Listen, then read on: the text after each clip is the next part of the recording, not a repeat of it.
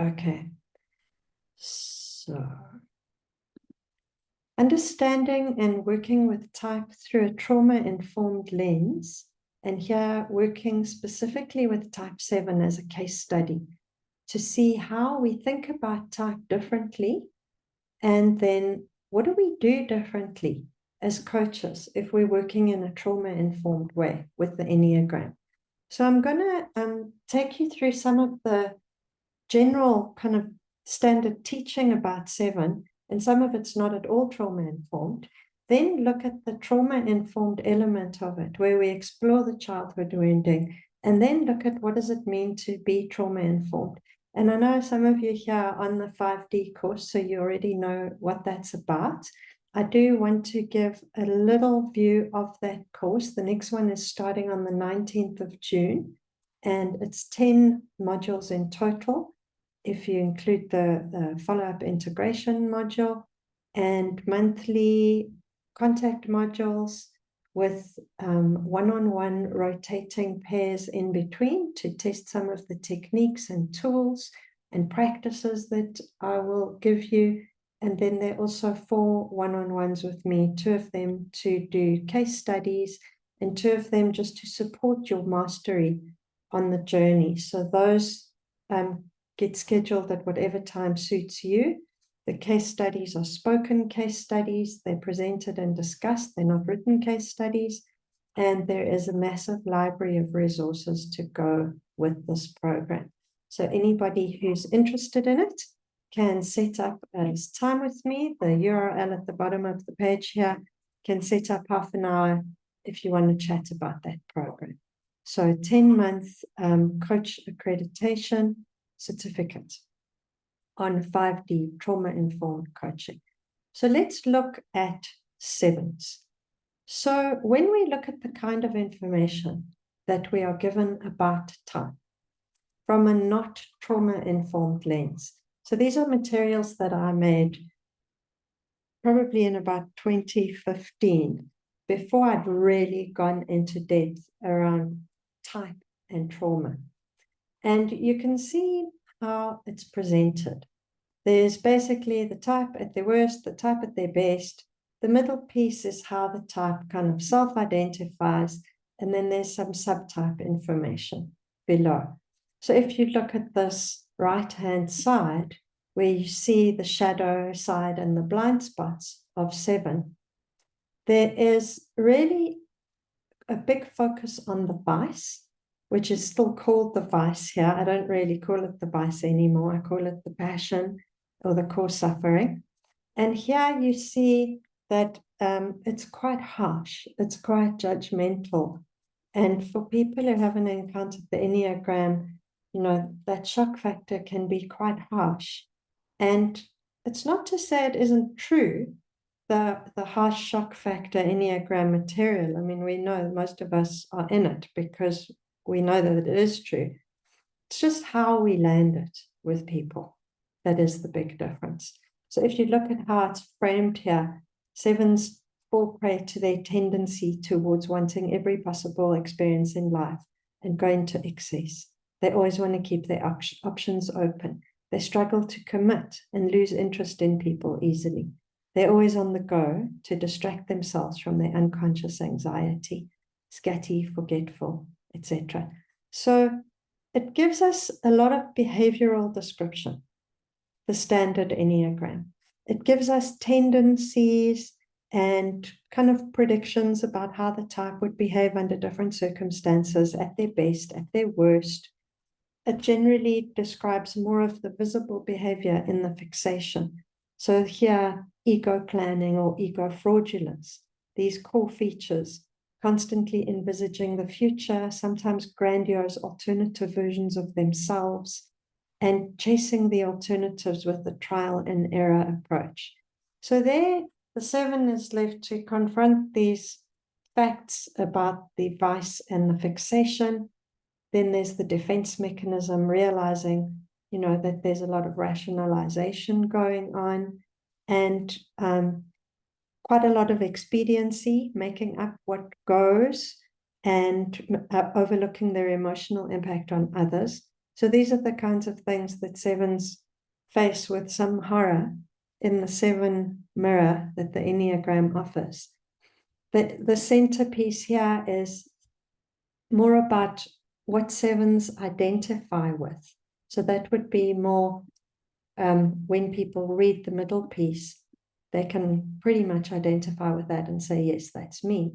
And then we've got the descriptions of the kind of antidotes to the core negative, in inverted commas, features of type. So in relationship with the vice, we've got the virtue, and in relationship with the fixation, we've got the holy idea. So that pretty much maps out type from initial encounter. For most people who study the Enneagram, this is what they're going to see. They're going to see vice and virtue, fixation and holy idea. So the first two are the bad and the second two are the good. And somehow we've got to get from bad to good. And no one really tells us how. Tom always jokes, Tom Condon, he says in the old days the advice was go and meditate. These days we are getting a little bit more refined and more type specific about what to do, because sevens are not the meditative types, really. So how do we get from the shadow side and the blind spots to these gifts at their best? Sobriety. At best, sevens become wise and centered and express a confidence, gratitude, and faith in life as it is. Holy ideas. Sevens stop pursuing things and living by trial and error. They feel less driven to random experimentation and trust where they are right now, including what is not perfect and fun. Perfect by their previous definition. Holy work. They become conscientiously devoted to their calling. And holy wisdom, able to see life and existence with a slow discernment and a clarity of judgment. There's actually a lot more to these three. I can possibly share that a bit later. But, you know, this is the picture that we are given when we encounter the Enneagram. It's basically those four core Enneagons that are used in Enneagram teaching. Vice, virtue, the vice, the virtue, the fixation, and the holy idea. So the things in the heart center being the passion and the virtue, and the things in the mental center being the fixation and the holy idea. And so we left with this map telling us all these things that are wrong with us and how we could be. And it doesn't really tell us much about how to get there. It does tell us that we have to catch ourselves, that we have to try and wake up, and that we have to cultivate the inner observer. It tells us that we have to keep an eye on ourselves and catch ourselves in the act. So, okay, we know this much. Cool. Then we usually find out about the subtypes with an added layer of horror, which are, these are Naranjo's descriptions of subtype. And I'm quite amazed that I ever gave these slides to clients, because some of them are so harsh. But looking at how the instinct and the type come together to make us extremely preoccupied in one zone of life.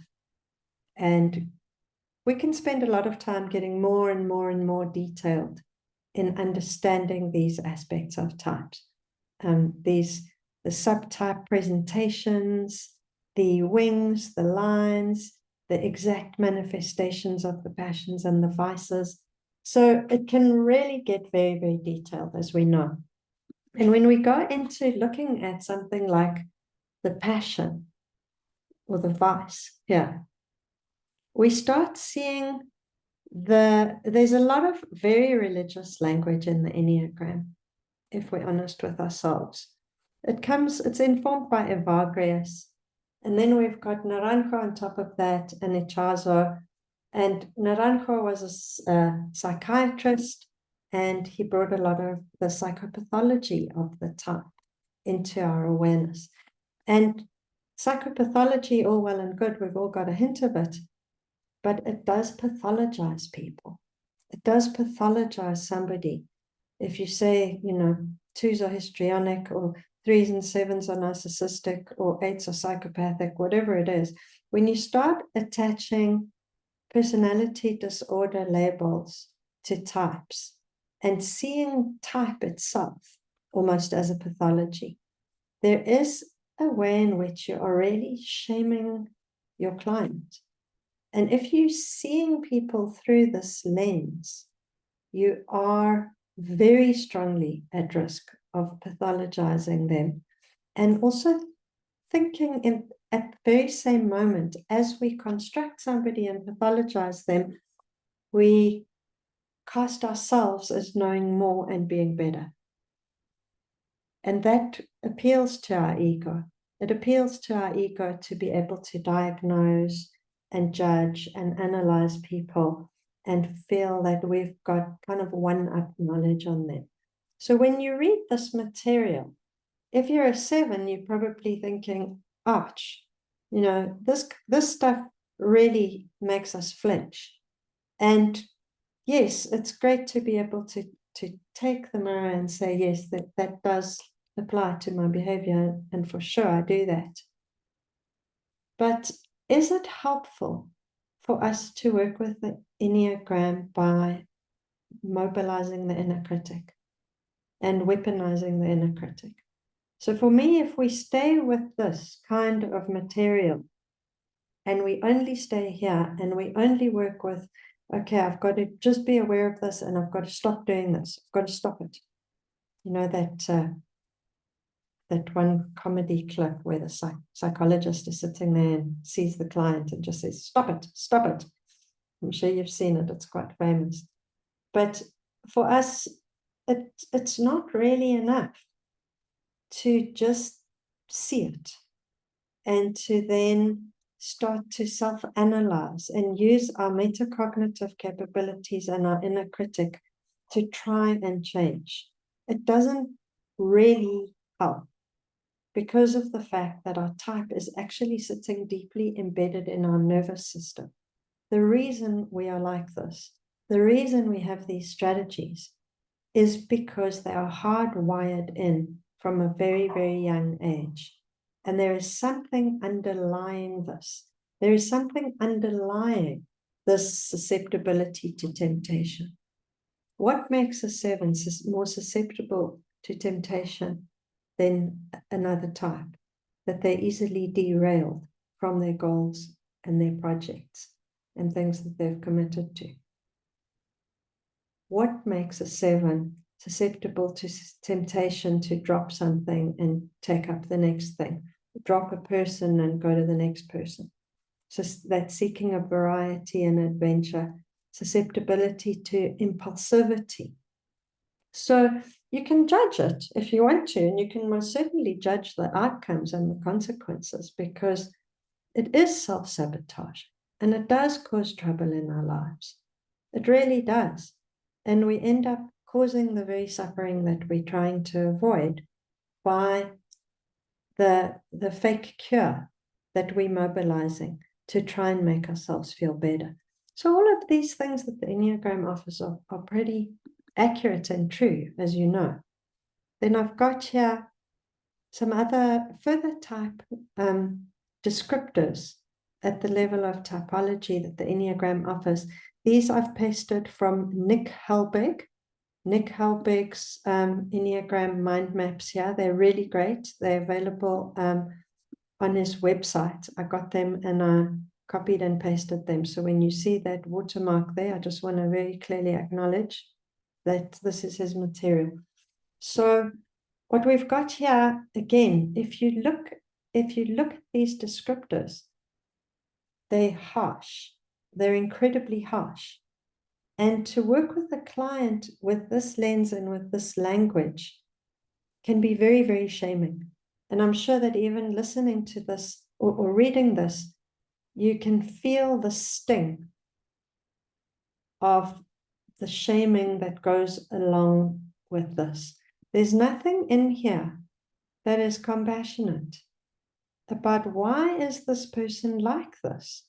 Why is this person doing this? Scheming. There's some, oh yeah, sobriety. There's the virtue, just one word. Self-indulgent, goes through the cracks, a lack of guilt, dilettantish, lack focus, lack commitment. This thing is like just being punched, one punch after the next. There's nothing in here that tells us why. Why is this a strategy? Where does it come from? What is the point of this strategy? Surely it's not just a bunch of traits, that don't have some inner logic. And if you look at these things on the left-hand side of the picture here, these are some of the also quite hard-hitting things. The wake-up call, the main method of manipulation, so distracting others in order to keep anxieties away. You'll know this if you're a coach and you work with sevens. The minute things start getting real, they quickly snap into some kind of distraction, or they laugh, or they tell a joke, or they minimize their pain, or they tell a little story, an anecdote. So sevens are escape artists extraordinaire, but escape from the moment. And then this frenetic escapism is the overcompensation that sevens do. The direction of stress, becoming perfectionistic and critical at one. So when their need, their gluttony, when their pursuit of novelty and pleasure and escape is hampered, then becoming perfectionistic and critical, and when their security is placed at risk by somebody else. And then, the leaden rule, causing pain and making others feel deprived in various ways. I mean, these are things that at face value are extreme, very strong. And how do we make linkages between these things to understand that there's a core, what Tom calls it, an axis of the worldview, that it's the axis of our flat earth almost.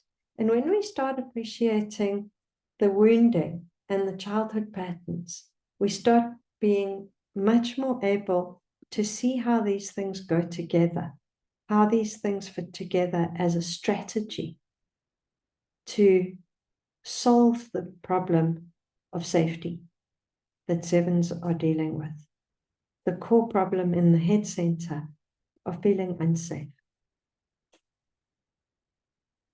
So here is basically, I've just been showing you the summary of the type, and we can get more and more detailed and a better understanding of what the type looks like, what it's made of, how a seven will behave under different circumstances. How will a self-praise seven behave in this situation or that situation? So we can get more and more refined in our understanding. Here, I just wanted to give you a little look at these subtype descriptions, because it's the same strategy playing out in different domains of life. So when we start understanding the instinctual preoccupation and the instinctual wound in childhood, we then start being able to understand why that strategy looks like this in these different domains. Why do sevens do this when they're after self-praise? Why is sexual seven like this, and why is social seven like that? So understanding the differences when the core type suffering, the pain is applied in that instinctual territory. That's what Helen Palmer called instincts. She called the instincts wounding in a specific instinctual territory, and we all have all three. So the Enneagram helps us understand, yes, we have these instinctual preoccupations, and those cause us to express our type in a very specific way in our lives. But it still isn't telling us about the nature of the wounding, and why is that instinct distorted? What kinds of wounds go with a self-praise seven style? Why did they choose self-praise seven? I mean, I'm saying choose in inverted commas because no one really chooses their type.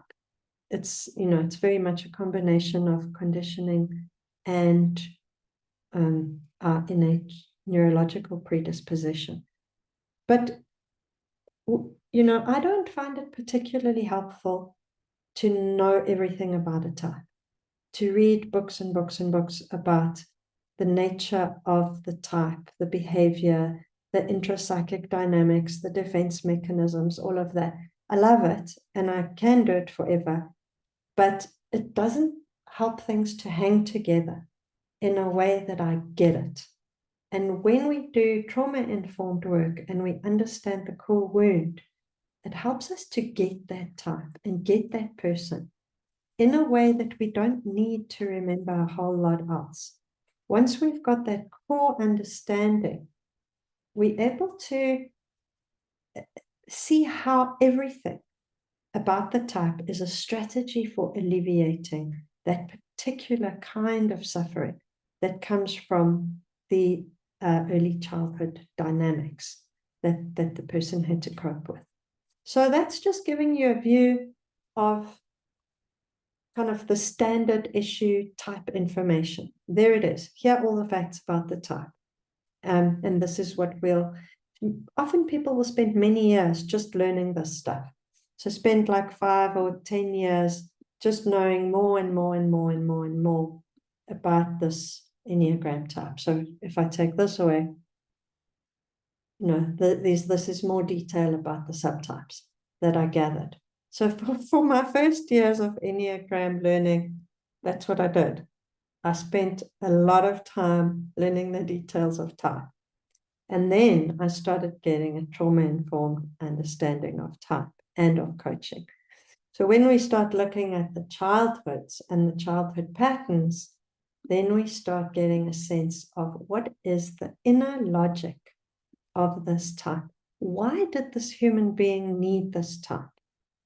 So this is the little mini subchapter on the childhood patterns from the wisdom of the Enneagram, which is great. There's a little case study about somebody and this and that.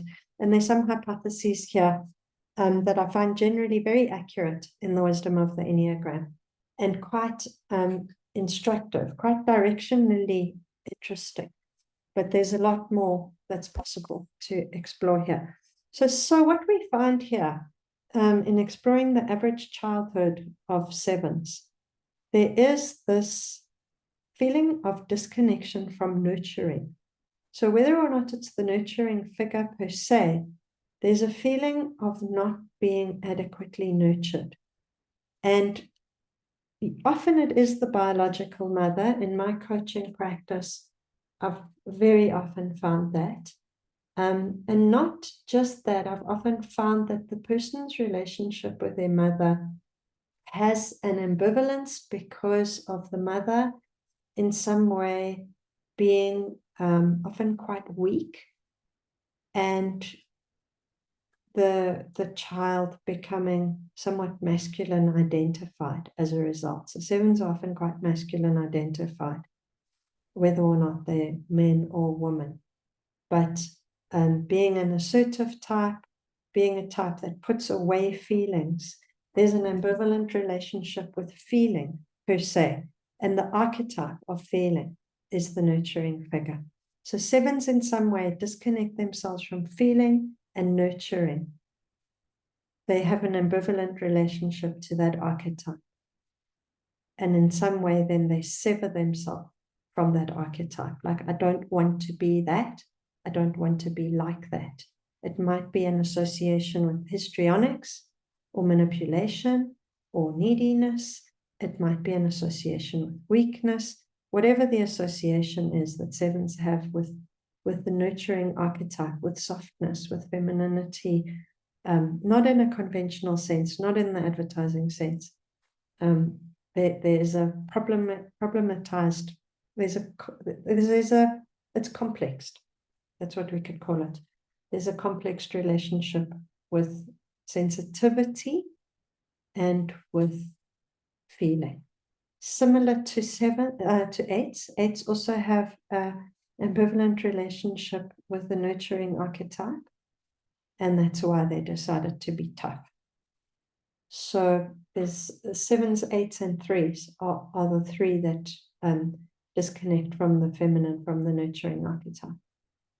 So what sevens seem to have done there is realize that they can't really rely on anybody to come and look after them.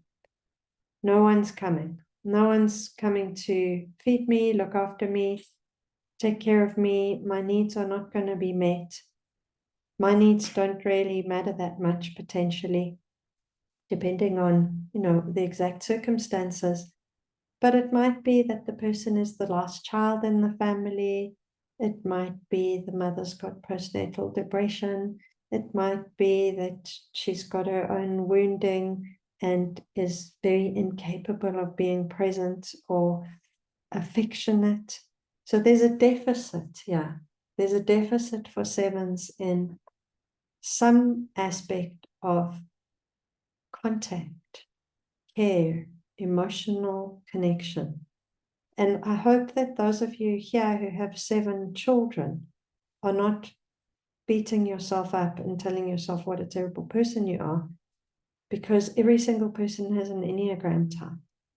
And there's not one single child that isn't going to have one. So if we were doing a case study on 5 and you had a 5 child, you'd be beating yourself up. No matter what it is, nobody meets every single need of their child end to end all day, every day, because that's not called human life. I have the view that we come here and we choose our parents very specifically for the deficits, for the trauma, for the context that we're going to have that's going to teach us the lessons that we need to learn in this lifetime. And I know that's an esoteric claim, and I could never prove that or disprove it. But at the very minimum, just take a moment to notice if you are trashing yourself because of being the parent of a 7 and feeling so guilty that you weren't there for them in a particular way or whatever. Just know that, whatever you did, they would have come out with some Enneagram type or another, some sense of deficit, some heart wound, some attachment distortion, and that you probably did the best you could with the level of awareness that you had. So let's just put that in there. But yeah, this is the pattern for 7s is, okay, well, no one's coming. And that's a pretty terrifying thought for an infant, is that I'm not really taken care of here. And that necessitates some kind of escape from that situation because it feels very life-threatening. So you can know that if a child is lying in their cot and the mother takes a long time to come and the child is crying, the mother might be thinking, oh, wait a minute, I just want to quickly stir the rice. Those 20 seconds for a baby feel like life or death. So that's what we're talking about here. It's the life or death angst that children have in infancy that influences which neurological circuits get activated. So we're talking very much pre-verbally. And then what happens is, because 7s neurophysiologically have the capacity for alertness and curiosity, and it's naturally wired into them, they have got a quick mind and an imagination.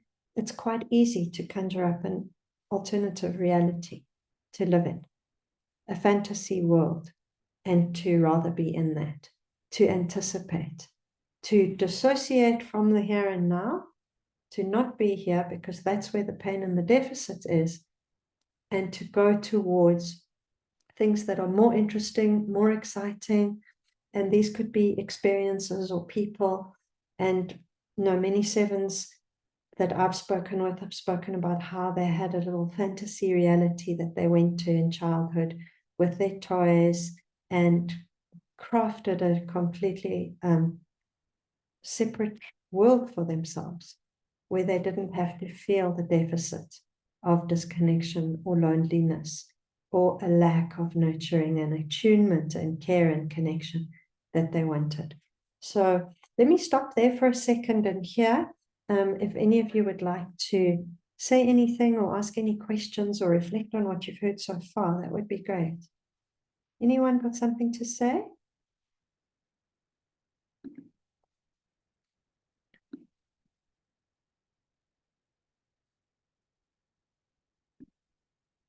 Nobody want to share or ask any questions?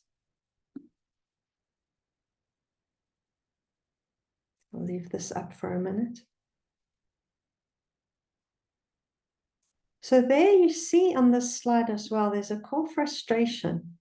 You see here the deprivation and frustration that 7 children experience, whether it was literal reality deprivation of, say, famine, or growing up, without a parent, or being left with caregivers when your parent goes back to work when you're at a very young age. No, whether or not it's literal deprivation doesn't really matter. What's internalized in the 7 psyche is a sense of deprivation and frustration. And so what happens with 7s is that frustration becomes a transitional object itself. So the frustration becomes something that 7s almost hang on to and get used to. So it's easier for me to feel frustrated than it is to be with what is. So it's easier for me to feel frustrated and constantly be looking elsewhere, because then I don't have to face the inner actual feeling of deprivation and deficit. And very few 7s that you meet who haven't been working with the Enneagram will be able to really notice that they are feeling a core deprivation, that they are feeling a core hunger and frustration and panic. That's the unconscious suffering of 7, is those feelings. They will be busy thinking that they're having a lovely time and they're enthusiastic and they're enjoying themselves and they've got all these plans and let's go, go, go, come on, no. They're like hype, brave. That's why I choose a collage like this for 7. It's racing, it's speeding, it's fun, it's more, it's spirit, it's more, always more, going, and more and different, more new, novelty, different, chasing that stuff. And that is such a full-time job for 7s that they often don't realize that there's anxiety underneath it. They don't realize what's going on in their gut or in their solar plexus or in their heart. They don't notice that their breathing is shallow because their mind is there. Their mind is externally oriented and it's very busy. And they don't slow down long enough to notice what's actually happening inside them. So from a trauma-informed perspective, what we're really trying to get to is an understanding of what's really going on. So when we understand the childhood and the ambivalence relationship with the nurturing archetype, we understand, okay, there's a heart wound. And this is the one of the best Enneagrams to invest in knowing, is the Enneagram of the heart wounds. Well, it's not an official Ichazo Enneagram, but Russ Hudson came up with these 9 heart wounds. And for the 7, it's the starving heart. So he translated that childhood passion into a core starvation, a core hunger, a core sense of not enough. No one's coming, no one cares for me, I'm not supported. I'm not going to be okay, I'm not looked after. So that's the kind of thing that's going on inside of 7s. I want to stop here for a second and ask you, anybody, if you can tell me anything, if there's something you relate to about this nurturing archetype, because that was one of the things that really struck me when I explored 7 personally, was this ambivalent relationship with the nurturing archetype, with feeling, with the maternal. And I always felt ambivalent about it. I don't know if anyone has anything to say about that. I'd love to hear if you've got any stories about that. anyone who wants to share. Bearing in mind this is recorded, and I respect your privacy and confidentiality. I was going to say something. That word ambivalence, that's interesting. What does that mean exactly, ambivalence? It means, in my understanding, that there's a love-hate kind of relationship. Is that you want something, but you also find aspects of it almost repulsive and want to push them away. So it can be a mixture of idealization and negation at the same time, or just in the feeling level, a discomfort. Like, I'm not so sure about that. I don't, like finding it a bit off-putting. That's been my experience. That mothering aspect, off-putting, you mean?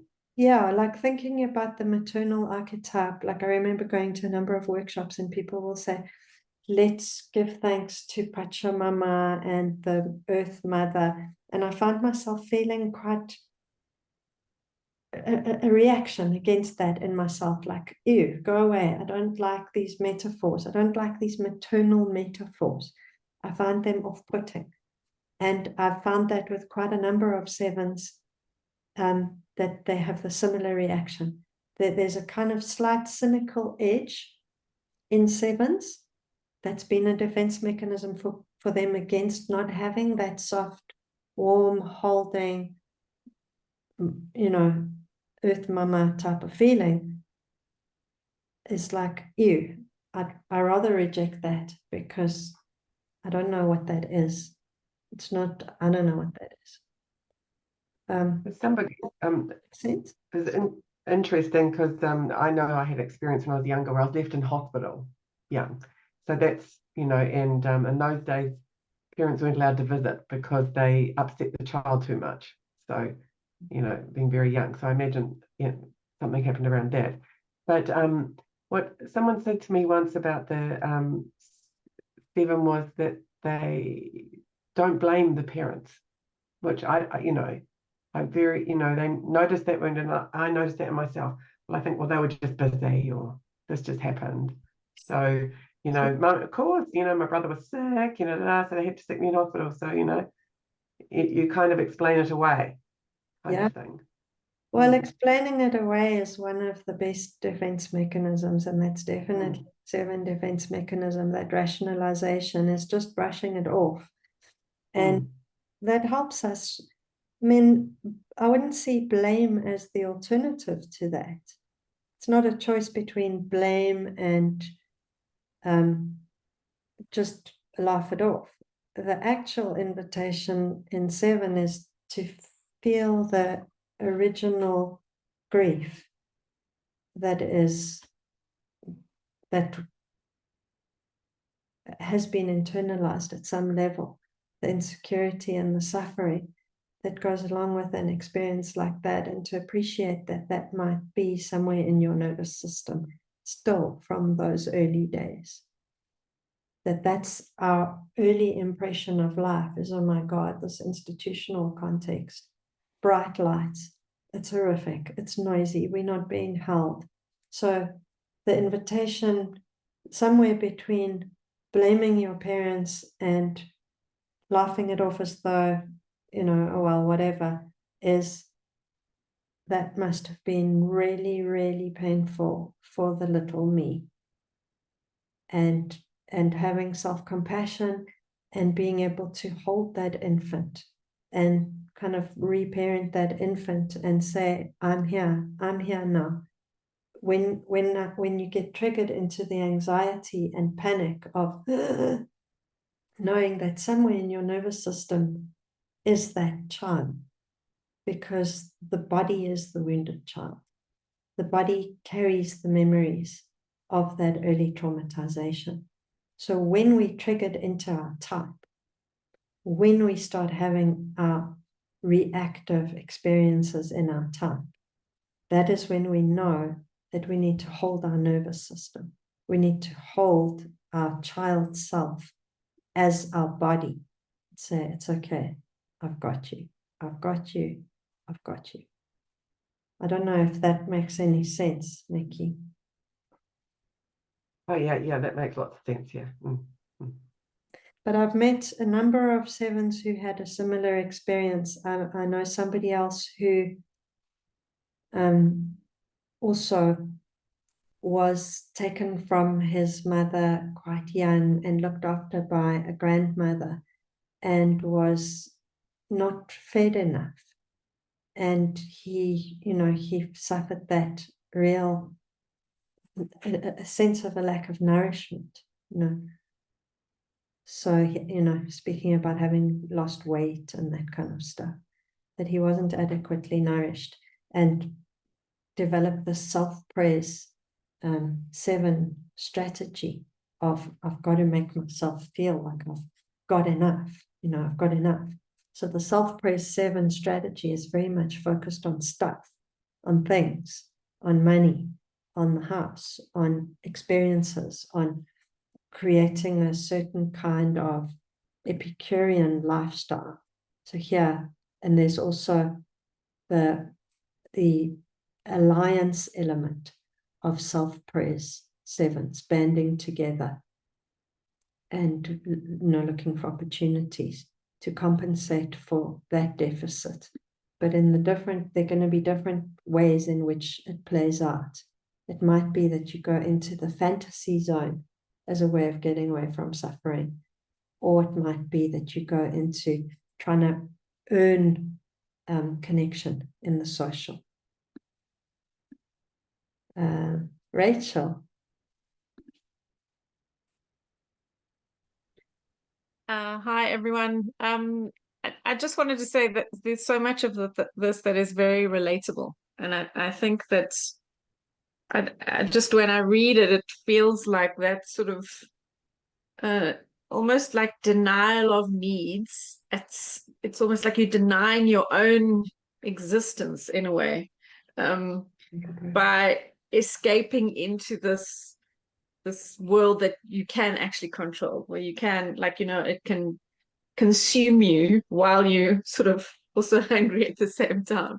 So it just struck me, and I wanted to say 2 things. So one was having a conversation with a colleague today, around, like, the core of the trauma-informed approach is that you can't fix, like, your job is not to fix anyone else. Like, your job is to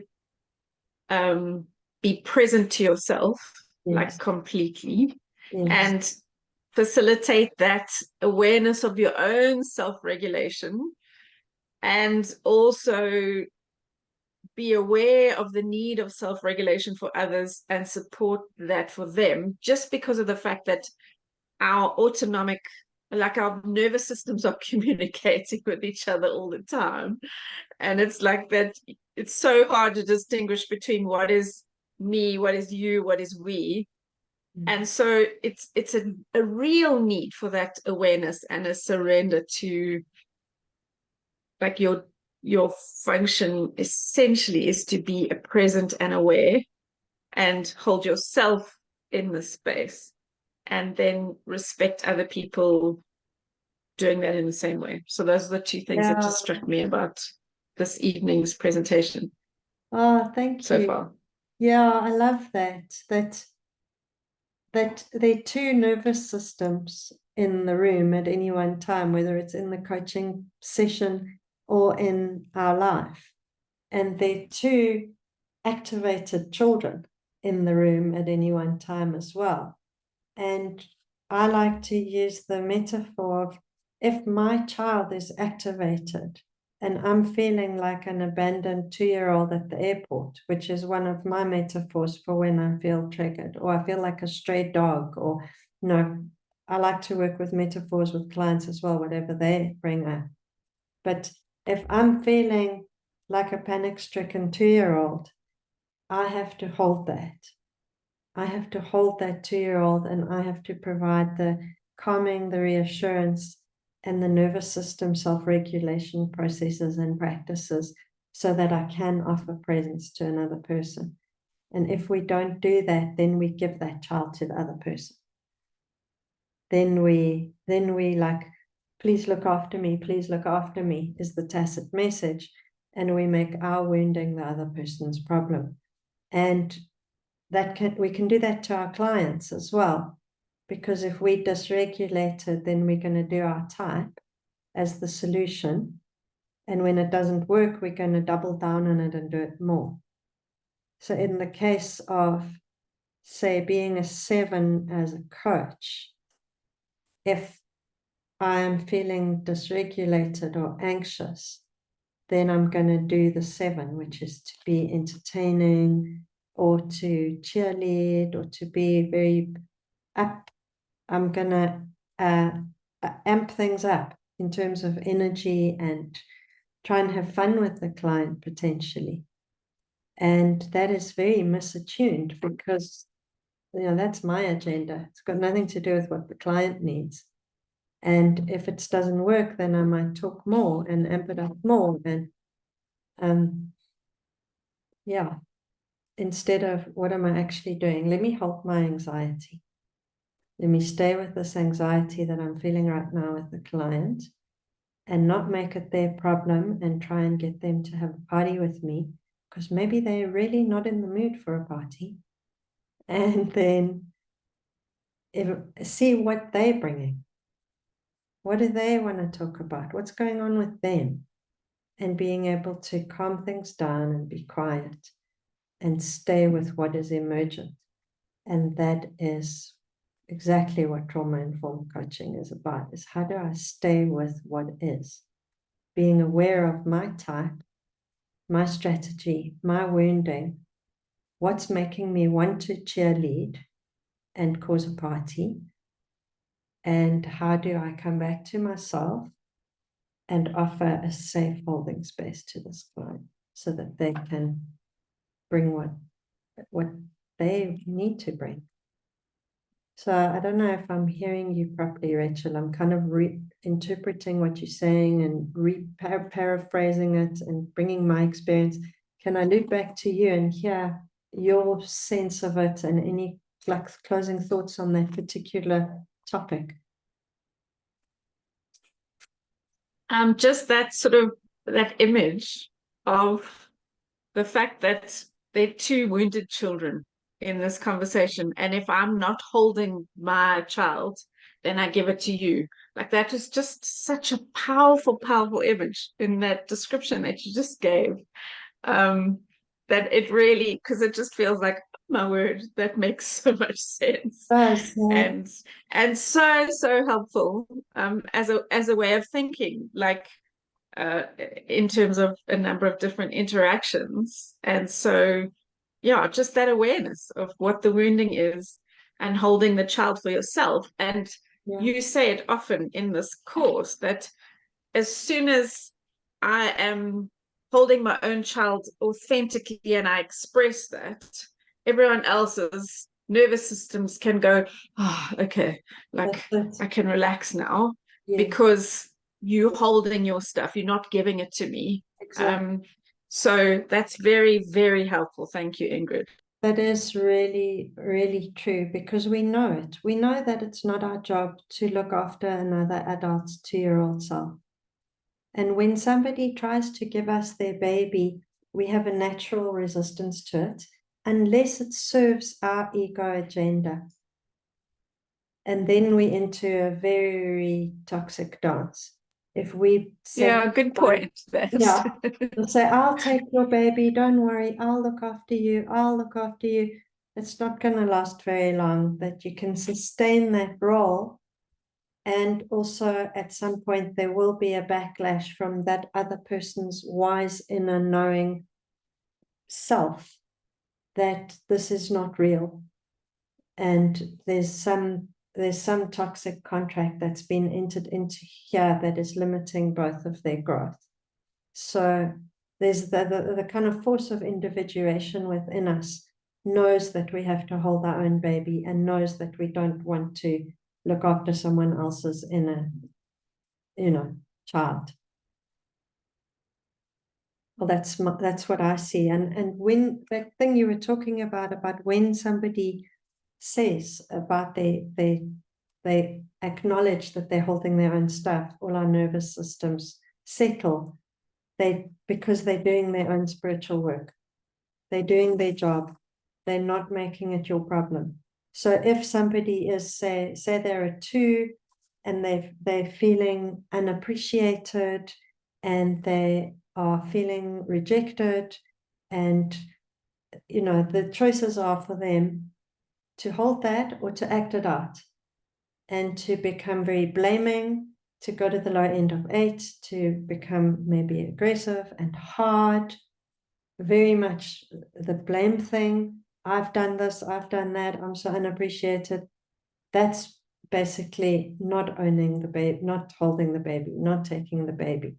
But if a 2 says, there's a part of me that's feeling very afraid of rejection, and that person is able to go into their inner life and talk about what's really there without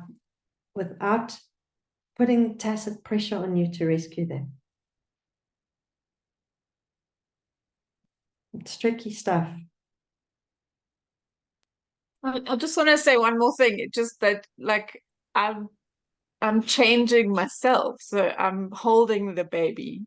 Whereas like in the past, my role and the relationships I had around me, I would take everyone else's, I suppose, probably as a way of avoiding my own. And I think that what's happening now is that I'm experiencing some surprising conflicts because I'm holding my own baby and I'm not taking yours anymore.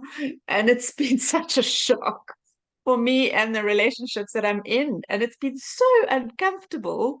The learning is beautiful, but it's still very uncomfortable. So it really is. But there we're also hitting the core attachment versus authenticity dilemma that Gabor Mate speaks about, where if we are going to be authentic and express our real feelings and be in ourselves, not everyone's going to love that. And we've been very well conditioned to adapt ourselves and mold ourselves and say no when we mean yes and say yes when we mean no. And, we're very self-disconnected, most of us, from what are our actual feelings? What are our actual needs? What do we even want?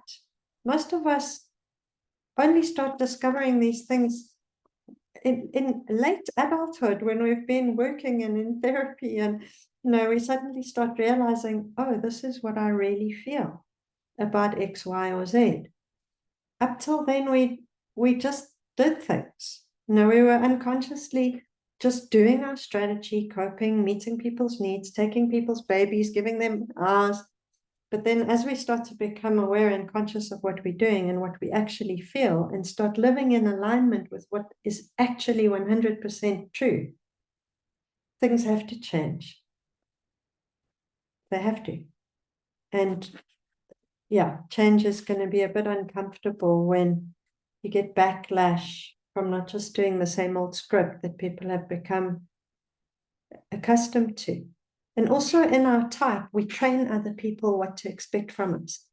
So if we're a 7, say, and we've trained other people to think of us as fun and spontaneous and outgoing and enthusiastic and up for anything and all of that, when we start realizing how much that was driven by anxiety and start not being like that, and maybe we're not that much fun, then the people that like the fun persona are going to fall out of our life. And if our real recovery of our true treasure of authenticity, if that is real, then it's, thank you, namaste, I accept the consequences of this truth. Because what is authentic and what is recovered is so valuable that we accept the consequences. It's like if you find some deep inner truth within a relationship and you realize this relationship is not good for me. It's not good for me. I'm not happy. This is destructive. Eventually, when you trust that feeling in yourself, when you get self-connected enough to know this is real, this feeling is real, I can't ignore this anymore, you're going to make some tough choices.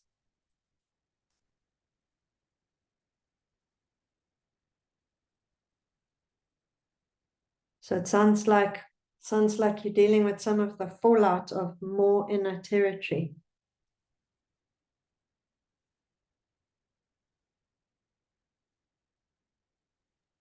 I thought it was supposed to get easier. I also thought so. Apparently not. Yeah. Can I ask one question, Ingrid? Yes, thanks, Nick. Yeah. Thanks, yeah, just by Rachel. thinking what Rachel said, you know, I was wondering if this, and this could just be, you know, fantasy, but when like Rachel has said, she was holding the other people's type, I was thinking as a 7 is I see all their types in the room, or I see it, but I definitely don't want to nurture it. And that's probably that thing. So I'm aware of all the types in the room the whole time, but yeah, that would probably be that feeling of nurturing's not good, you know, uncomfortable, the uncomfortableness of that. When you were asking me about that, it was just came up that's probably, yeah. So the world's very busy because you can see everybody's child or whatever in the room all the time, but you're always stepping back from engaging with it in a way. I think that's an interesting thing, that nurturing, the ambivalence to the inner nurturing archetype might be there as well. Like, I don't want to be that. I'm also wondering how much the tri-type plays a role there as well. Depending on what tri-type someone has, they might, like if they're a 7-9-2, say, and they've got a lot of 2, they might want to play a nurturing role as part of their 7, that it makes them feel good to be nurturing, and they want everyone to be happy. I worked with one executive who was a 7-8-2, and she put all her 7 energy into doing 2-ish stuff to make other people happy and upbeat and to create good vibes. And so I think our tri-type and our instinct is probably going to make a difference to how we express that. But I do notice the 7 thing of not wanting to take on other people's stuff, and neediness. 7s don't like neediness, but I think that's more because they find other people's emotional life quite suffocating and has the potential to drag them down into negative emotions. So if somebody is wanting nurturing, it might have a novelty value for a while, like, oh wow, I'm helping this person, which is expedient from a 7 ego perspective. Is like, it might be fun to help people, but then at some point when it starts actually becoming draining or boring or suffocating, the 7's gonna want to extricate themselves from that story, or they're going to find ways of reframing or, you know, escaping it in some way or another. So yeah, looping back to some of these slides, if you're okay with us going on a bit here, I wanted to just go from the starving heart, which is that original wound of I am not going to be taken care of. No one cares about me. That's the core wound, is no one cares about me. My needs are not going to be met. So I have these needs, they're not going to be met. So I better make a plan to not have them. Unconsciously, we don't want to know about these sensitive needs that we might have. It's very, very difficult to acknowledge that they exist at all. So we've got this, bringing some of these pieces together. We've got the heart wound, then we've got the lost childhood message that I've just explained, which is your needs will be met. So the child is not getting the consistent message every day, your needs will be met, your needs will be met, your needs will be met. And I don't mean in an indulgent way. It's just that someone is present to notice what the child is feeling, to stay with the feeling long enough for the child to feel validated. Like, oh, you have a need. Okay, what would you like? What is your need? Okay, let's see what we can do. Come, let's go. That doesn't happen. It's more like, oh no, just do this, just do that, distract the child, tell them their feelings are wrong by giving them something else to do, or it's in some way the needs are invalidated. That's true for all of us in different types, in different ways, but sevens will be somehow getting the impression that their needs are not going to be met, they're not going to be taken care of. And that continues into adulthood, and it continues whether it's going to be, financially or in relationships. I'm never going to meet somebody, or I'm going to die and live under a bridge eating dog food, or, whatever it is, there's a constant anxiety that our needs are not going to be met, that we're going to be alone forever, that we've got no place in the world. So self-praise is around security, financial security, resources. I'm definitely going to die under a bridge and eat dog food. And in the realm of the sexual, the one-on-one is, I'm never going to have a good relationship. That's just not, it's not in my world. I would love to, I never will. And then in the realm of the social, with sevens, it's, I'm not ever going to really be connected and belong and be part of a wholesome, healthy social community where I have connection, esteem, value, and good, sustainable relationships. So in all three spheres, I've got to try and make that happen. I've got to earn it in some way. So your needs will be met. And then the way sevens cope, the adaptive strategy, which is called the anti-self action. Some of you already know about this because we're working with it in 5D. It's one of my very favorite Enneagrams. This is how we get rid of our true self. This is how we get rid of our true feelings. Instead of feeling them, instead of being us, instead of being here and feeling real time with life touching our heart, we self-symbolize. So we think of ourselves as something. We have an idea about life. We have an idea about ourselves. We have an idea about the future that is rose-tinted. And we're not actually here as sevens. We've gone into an alternative reality where everything is kind of disconnected from the flow of the moment in the here and now. It's all an abstraction, it's all an idea, and we don't really know how to find our way back to being in life because all of the self-symbolization is in the mind. So we end up doing a lot of things from within a fantasy. So we have a fantasy about ourselves and a fantasy about life. And then we do things as if that's true. And then we discover that it didn't work and it's not true. And then we have to start again. So that's the cycle with sevens that Tom Condon talks about, is we live experimentally within a fantasy. And then we discover by failure what's real and what's not real. But it's never sure. Like, there's always this thing of what's real and what isn't. Sevens are busy trying to figure out what's real and what isn't, because from very tiny, their key genius gift is to not be in reality, to have an imaginary world, an imaginary self, an imaginary life, and to get from there, out of that self-symbolized universe and world, into what is happening right now inside me. What are my feelings? What's going on? Where am I? What's real? That journey takes a lot of safety, because it's very scary to leave the comfort of a wonderful fantasy and face what is.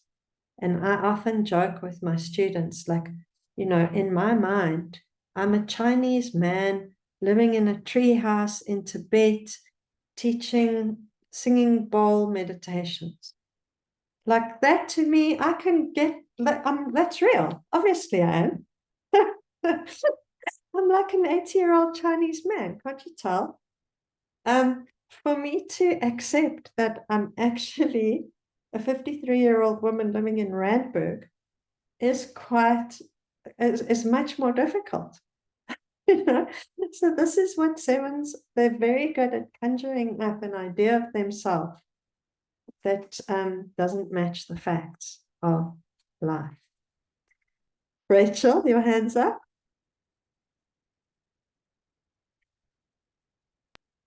Sorry, I just had a question there, because so from a coaching perspective, or someone working with the seven, I would imagine that like it would be quite dangerous to go right there. Oh yeah. So I'm just like, what are your suggestions for strategies of so that was the question. Thank you. Yeah, that's exactly the implications of trauma-informed work. Is each of us is disconnected from the here and now in a particular way. So 8s are disconnected from the here and now and from feeling and from connection by a big fat wall of denial. And they are armored up in a fortress. 3s are totally disconnected from the here and now and from feeling and from relationship by being focused on goals and from absolutely not even knowing that they have feelings, because they've never looked there before, because it was a waste of time when they were little. So each of us is disconnected from the here and now in relationship. And the here and now in relationship is exactly what our type is designed to avoid. That's why our type exists, is to keep us out of the flow of the immediate here and now, because that's where pain is. That's where deprivation is. That's where insecurity is. That's where worthlessness is. That's where our childhood wounding is. Because when we were an infant, we were 100% in the here and now. We were 100% in the suffering of the deficits in the holding environment. We were 100% in the fear. So our ego strategy is designed to make us not feel what's there in whatever way. So 2s felt a terrible pain of being severed from love. They didn't feel loved, fundamentally didn't feel loved. That is such an extreme pain that it's intolerable. It's an intolerable pain to feel like you don't really matter and your needs don't really matter, that you aren't deeply loved for who you are. And so what do you need to do? You need a very good strategy for coping with that feeling, because it's something you're going to feel every single day of your life, pre-verbally and in early childhood, as you start forming a sense of identity and self and other. So the self-symbolizing takes us out of the here and now, and to bring someone back into the here and now is what trauma-informed coaching is about. It's how do we gradually, tenderly, sensitively, slowly, at the right pace, invite the person into the here and now in a relationship with us that is authentic, without shocking them, without disgusting them, without being invasive about it, without thinking that we've got the answer. So how do we hold our child and our agenda, our insecurities, all the things that we bring in such a way as we create some kind of invitation for the person to taste whether or not it's possible to be in relationship in the here and now. It's like, is it possible for me to be here with you? And that's where the nervous system co-regulation comes in, that we create a space that feels like it has enough ease and enough spaciousness, non-judgment, but we aren't. The reason we're not being forceful in our connection either. We're not being soft. We're not necessarily being very affectionate and warm either. Because with a 7, if you come to them with a lot of very warm, soft eyes and inviting warmth, and oh, that must have been terrible for you, they will recoil from that. Jess, you laughing? Tell me the laugh. Yeah, I'm laughing because I relate to this in experiences of therapy in the past. And it's been a complete disconnect for me. So as soon as I've been in a therapy relationship, and that's the way I've been, it feels like treated, actually. It feels like you're being treated in a certain way. It actually creates a shutdown. Yeah, 100%. 100%. 100%. I completely relate to that. Like if somebody looks you in the eyes and says, oh, my darling, it's like, what? It actually makes me then decide that that's not an issue at all. What could have been a very good conversation and a real opening, I then shut down and then, no, don't make a big deal out of it. Yeah. Let's just go somewhere else. Yeah, I don't want to talk about that now. Yeah. Stop looking at me with pity. That's what it feels like. Don't look at me with pity. Yeah, definitely. So there's part of your answer, Rachel, around coaching 7s is don't go to them with soft empathy and warmth. I mean, I think that's generally pretty inauthentic anyway. Sorry. I mean, that might just be cynical me saying that, but it doesn't go down well with some of the types, and 7 is one of them. Anything you want to say there? I'm a head type, so you're quite safe. Yeah. So just being aware of that as a coach and a counselor. I mean, I know that 2s have a tendency to be very, very soft and very warm and very engaging. And it's not a very good strategy with a 7 to show a lot of empathy and a lot of eye contact. It's not a way of building rapport with them, because it feels intrusive and you're trying to pull them into a feeling that they don't want to have. So you've got to create more spaciousness. When I first went to see Tom Condon, I was joking about, I'm in the Star Trek Enterprise and I don't want to beam down to Earth. And like, why would I do that? There's just so much suffering there, and mortality and pain and trauma, and it's just awful. I prefer to stay in the world of ideas and philosophy and all these wonderful SX7 things that make my life so fascinating.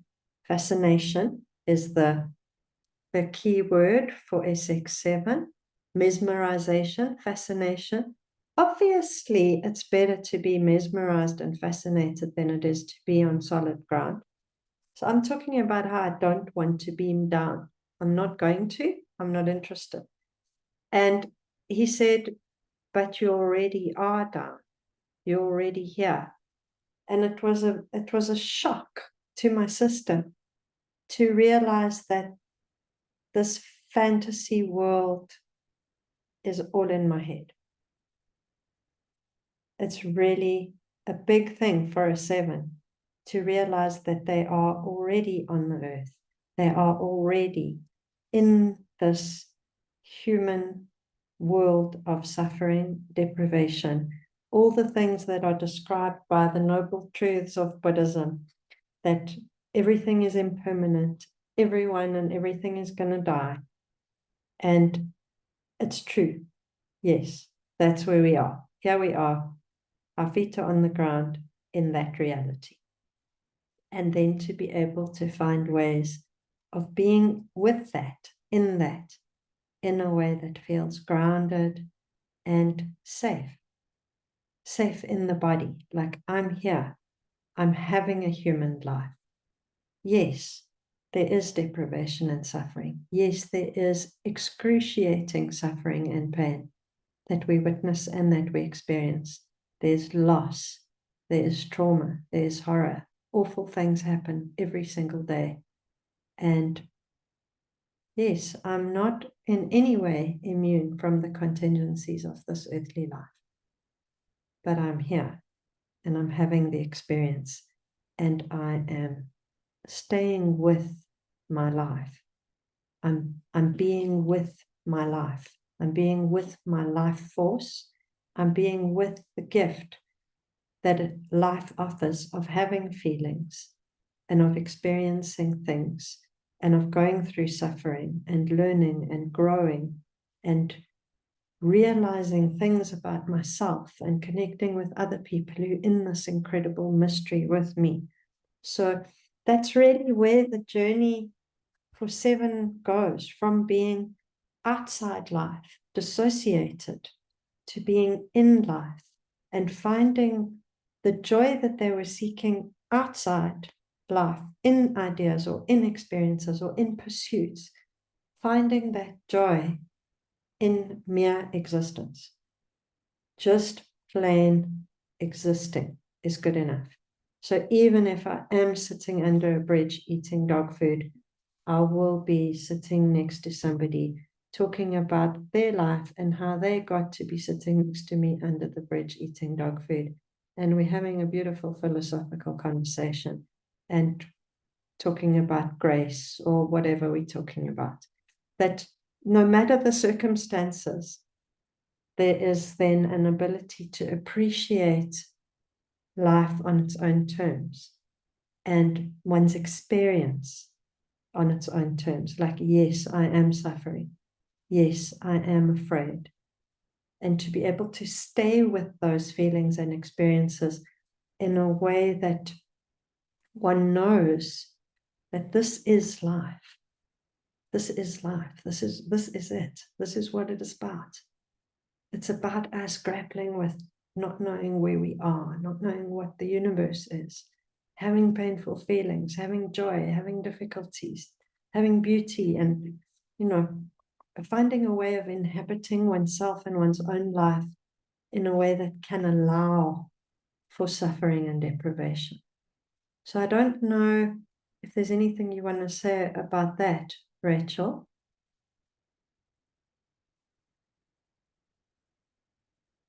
No. Anyone else want to comment on that? On this thing of the bridge between our type and actually being in the room, in the here and now, in relationship?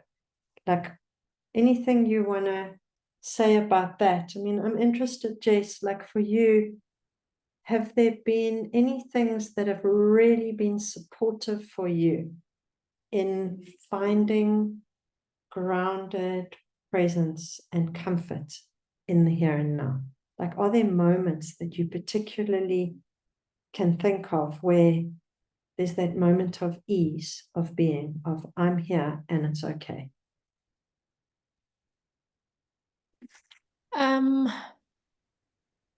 It's probably the obvious things, like being in nature, really. So walking on the beach, watching the ocean, actually swimming in the ocean, and that feeling of being in the sea. hanging out with my dog. It's actually for me the probably the more natural and more simple things versus what is always the tendency towards not complexity, but it is a little bit of complexity in a way. So that stimulation and that fascination does me tend to be around almost there's a kind of indulgence in the complexity. Yes. So the opposite of that is simple. Beautiful. Like where I'm at now. I'm at my sister's cottage in the Midlands, and there's no Wi-Fi. I'm just in trees. I'm here alone with my dog, and I don't even know how long I'm going to be here. I haven't decided. It's that kind of thing. Sounds like a lovely retreat. And I love this distinction you're making.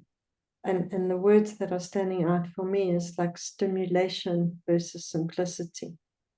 And I'm hearing there, sure, it like goes through me, this being in this natural and simple engagement with life, the detail, the sensations, the water, the ocean, swimming in the water, walking on the beach, being with your dog. There's such a simple immediacy and intimacy to those moments that you're describing there, as opposed to stimulation, which is what sevens seek, to try and get that feeling. So they try and find the cure for their restlessness and suffering in like, okay, let me sign up for this, let me do that, or maybe I should go to, Turkey in July, whatever it is, there's got to be a plan, there's got to be an idea.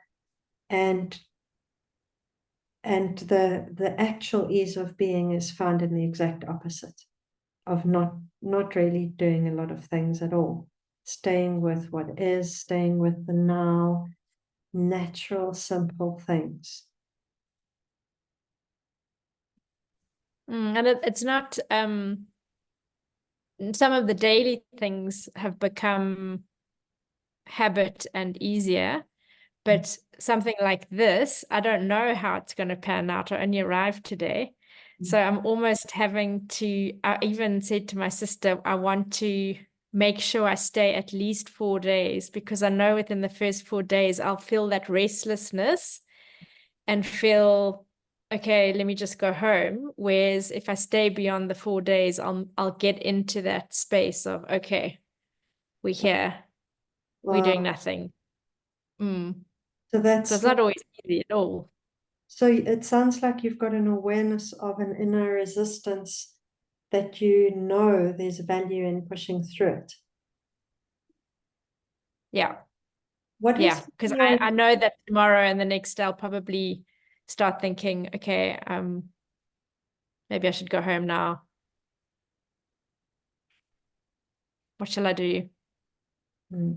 And there's nothing happening in the Midlands. Sorry, that's where I live as well. So exactly. And I mean, there's not even Wi-Fi, and my battery's going to die any moment anyway. So I'll really will be staring into the trees and reading books and going for walks, which actually sounds amazing. Oh, it does. But that's a very interesting one, because that pushing through the resistance and then discovering this depth of bliss on the other side of the resistance, I can very much relate to that with things like meditation and yoga. Like, oh, I don't feel like going, I know. And then I'm on the mat, and then pretty soon I'm like, oh no, the class is ending. Or, so just pushing through the resistance enough. It sounds like, I don't know if you relate to this, but recognizing the quality of the resistance, that the resistance is a restlessness. It's got a lot of static energy in it for me. It's quite activated, restless, stimulated, active, a lot of mental energy. And there's almost a fear of letting that go. There's a fear of, now what if I don't have that? Like when I went on a vision quest, I wanted to take a whole pile of books. And the facilitator was like, no, we don't take books. And I started panicking. It's like, oh my God, I'm going to be in the mountain for a week without books. Oh my God, no, I'm taking books. I took my phone with audiobooks just in case. I didn't know whether I'm laughing because I've got the laptop's on about 6 books and there are about 3 over there. And I got a bit panicky when I realized there was no Wi-Fi, and I made sure to download a whole lot of things on my Kindle as well. just in case the 6 It's a lot of backup. It's crazy. I mean, as if I've gone into nowhere, as if I'm never going to emerge from this cave that I'm in. And also to be realistic, like, how long have you been reading those 6 books, and are you ever going to finish all 6 of them? That's the scary part as well, is I won't even open them. I know I won't. I won't even open them, but I needed to know that they were there in case I wanted to. Because I didn't want to be here and thinking, oh, I should have brought that book. I knew I should have brought that book. Yeah. So it's like your comfort books. As the same, I have my comfort books. And yeah, we don't necessarily read them, but it's that anxiety. Like, what if I don't have an escape? What if I don't have a book? I'm going to have to be in the moment, and God only knows what's there. What's going to happen to me there?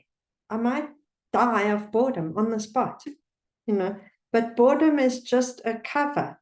I might die of reality.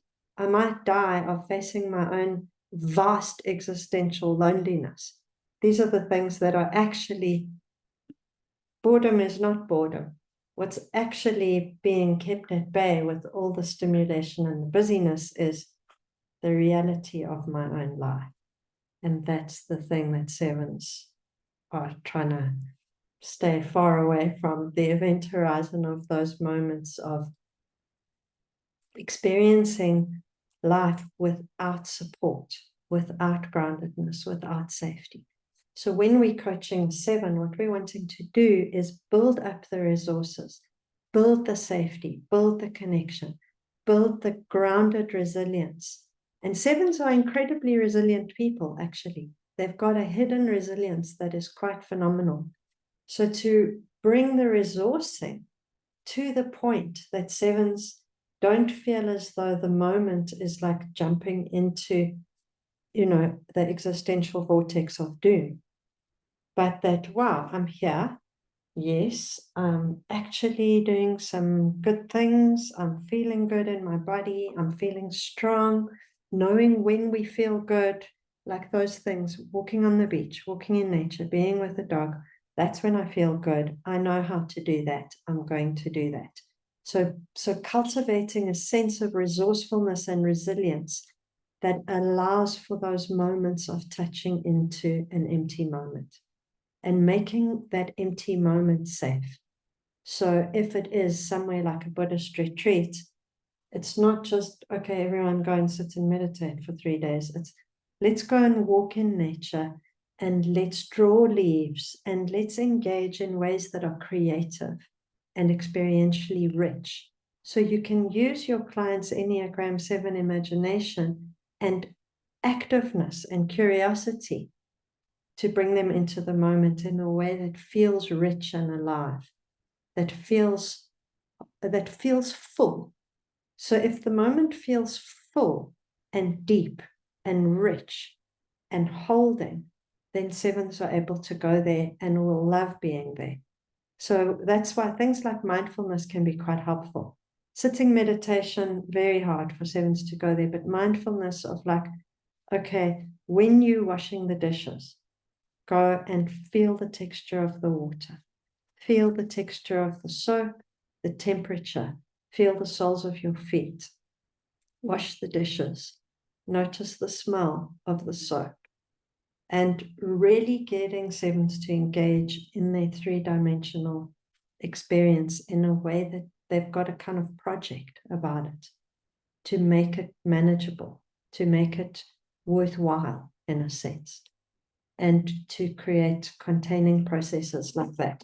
And also sevens, every type benefits from training the mind, but sevens particularly, head types particularly, because their minds are runaway doing their type, to actually say, okay, notice where your thoughts are. You can choose what to do with your thoughts. You can take all those thoughts and fantasies and you can bring them to the breathing, and you can notice your breathing, and you can just start doing different things with your mind. So let me stop there. Any other questions? I want to close off with a bit on the holy ideas, and then just talking a little bit more about what a trauma-informed process looks like. Anyone got any questions or comments or insights that you've been having, like, wow, that you've realized about people you know? Asking for a friend. Jess? The one thing that stood up to me in one of our conversations around the theme of your needs will be met or won't be met was the concept of attunement. So it's not necessarily that there wasn't somebody there for you, but it wasn't in the way that you needed. And I feel like that distinction is quite important, because it's not, physical presence or, Yes. an absent parent. Yes, It's absolutely. more a misattuned parent. Exactly, yes. And that's what we talk about a lot in the NAM work and in 5D, very much so. Misattunement is that the parent might be there, your physical needs might be 100% taken care of. You might have every single thing the second you need it, and you're never alone, but the person is not on your wavelength, attuned to where you're at emotionally and what your emotional needs are. And so you feel kind of abandoned, even though they're with you. And that can be something that's set up as a feeling for the rest of your life, that even when you're with someone, you feel a deficit of attunement in relationship, because you kind of don't know what it feels like to feel fulfillment and attunement. So that would definitely be the case. And that sometimes, I think one of the examples that comes to mind there is that you can have a parent who's very, very good at self-presence. Like that parent might be very good at lunch boxes and supper and routine and schedule and kids properly dressed and always fetched on time and all of that, because that parent's super self-praised parent. But they are SX blind, say. And then the child gets an absolute deficit of SX, but they get a lot of SP. And then there's an association of the self-praise stuff with emotional deficit. Because instead of sitting with me and talking with me and having a fantasy adventure with me and doing fun stuff, which all kids want to do, you're saying, here's lunch and your homework's between 3 and 5. And, so an overly self-praising parent who's got a blind instinct is also going to bring that experience to their child of their blind instinct is going to be blind for the child. So the child might actually feel a more intense deficit there and develop that instinct. I've seen that a few times, that the child develops the parent's blind instinct. It might just be a complete whack hypothesis, because obviously I don't have quantitative data, but it's something I've seen a few times. That the child... Can you say that again? Sorry, because there's something you said there that I've been hypothesizing about. I'm hypothesizing that sometimes the child develops the parent's blind instinct because that was their biggest deficit. And I've seen it, well, in my household, it is true. Both of my children are self-praised. And that's, anybody who knows me knows how badly self-praise blind I am. It's really bad. It's no structure. It's no planning. It's oh dear, there's nothing in the fridge, let's go to the garage shop at 1 a.m. You know, my self-praise life is very haphazard, and it takes immense uphill effort to do self-praise.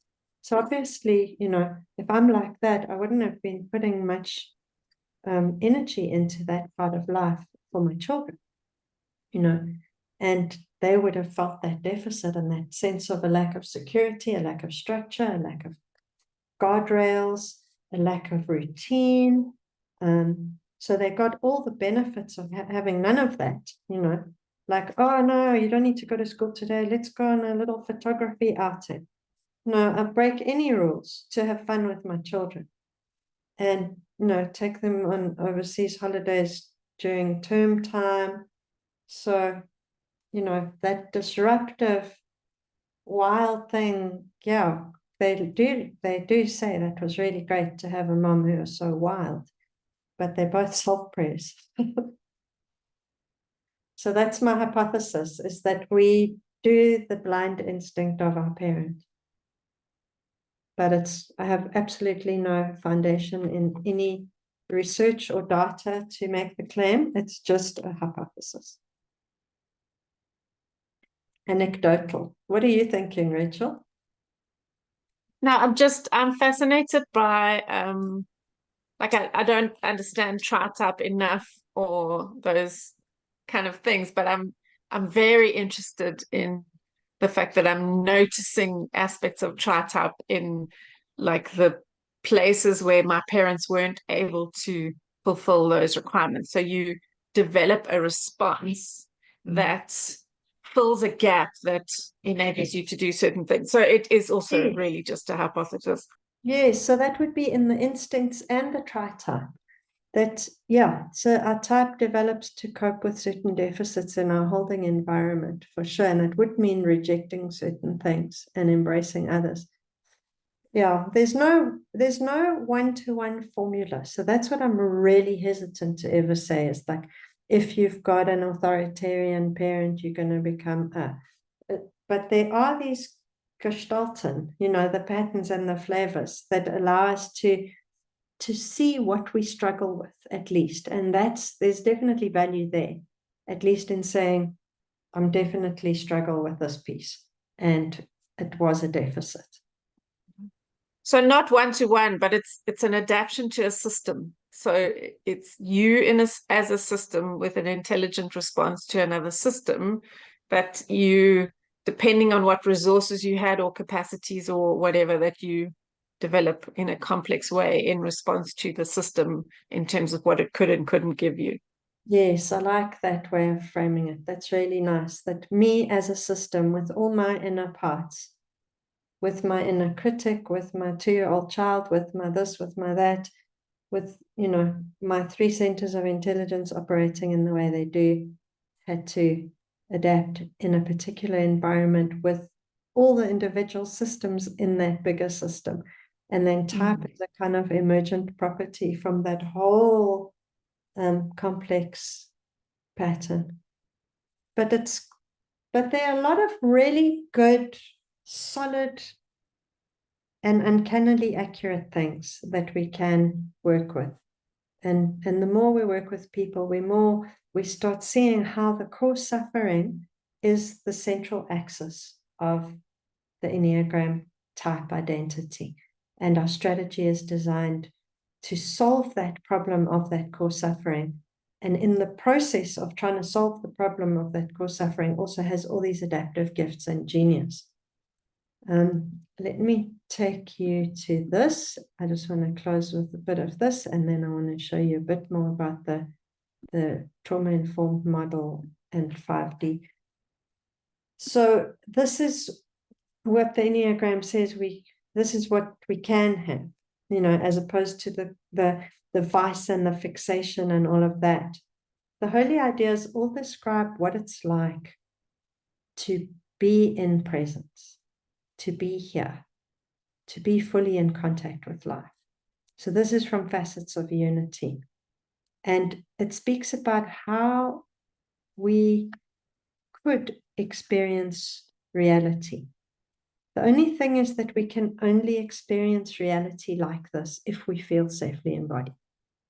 And that's how the trauma science and the Enneagram come together, is that when we feel safely embodied in our here and now earthly human existence, that I am here, I have a mind, I have a heart, I have a body that moves, and I'm doing things in this world with other people in society, I'm part of a tribe, then I can start experiencing the sense of trust that I'm here. Reality is evolving all the time. Transformation is happening. And wow, there's a beautiful design to all of this. They're polarities. Polarities are part of this intelligence. Just as an example, the patterns that we start noticing, we start appreciating patterns and symbols and perennial themes in life as richly meaningful and deep. The fact that we would all, at some human level, all of us struggle with impermanence. That is an eternal theme of human life. It's eternal and it's specific. That impermanence is a specific thing that we have to grapple with as human beings. So being able to stay with that and being with the specificity of what happens in this life, whether it's impermanence or the nature of love or belonging or tenderness, any of the feelings that we have and any of the things we experience in relationship, we know that they are true for all human beings. So instead of trying to escape, we start wanting to be more here, more and more and more here, because here is where it really is. And in the heart is where it really is. That's where we start noticing the deepest, deepest truths of being embodied as a human being in life, where we discover the laws, things like the basic reality of the fact that your heart is lighter when you forgive. That's part of reality. And when we decide to become present to reality and really live in it, then those kinds of mysteries start to become much more appealing to us. Those kinds of experiences and inner explorations become much richer to us and much more real than wanting to read that book, and go on that holiday and organize this event. It's like, okay, let's rather stay close to experience. Let's rather stay close to what's really happening right here and now and find all the depth and the richness there rather than somewhere else.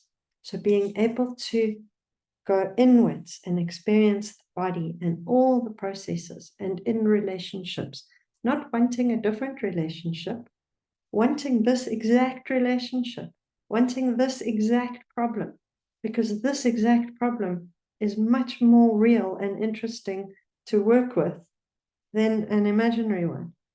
No, so it involves a new kind of treasuring of what is, because it is what is.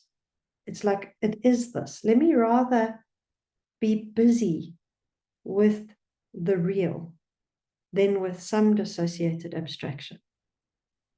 And when Seven realized that it's all here, every single thing is here in this time, in this moment, things change quite fundamentally.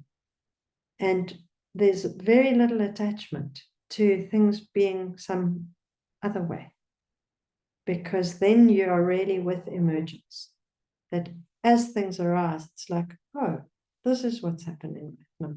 And being able to stay with that, including being frustrated, irritated, angry, depressed, furious, terrified, that's all part of it as well. So it's this inclusion of experience. And in working with this, this is really, I know many of you have seen this distinction between traditional coaching and this 5D trauma-informed coaching model that I'm teaching. What we're talking about here is the recovery of the 3 centers of intelligence in a way that is very experience near. This is something I posted about on Facebook today, is we're not going into content and analysis in this trauma-informed coaching. We're not analyzing the type. We're not talking about your story, your history. You know, that will come up, but we're not, the means of change is not talking about life. It's staying in life and being in life and keeping coming back to this moment here and now.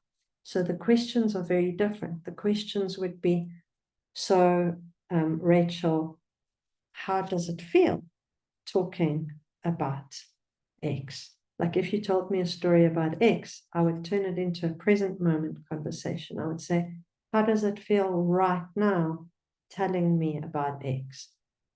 And then I would evoke from you, what's happening right now? Yeah, Rachel? The question that I had around that was, so I understand that that would work for head types. Is the experiential nature of things for other sort of like other core types different?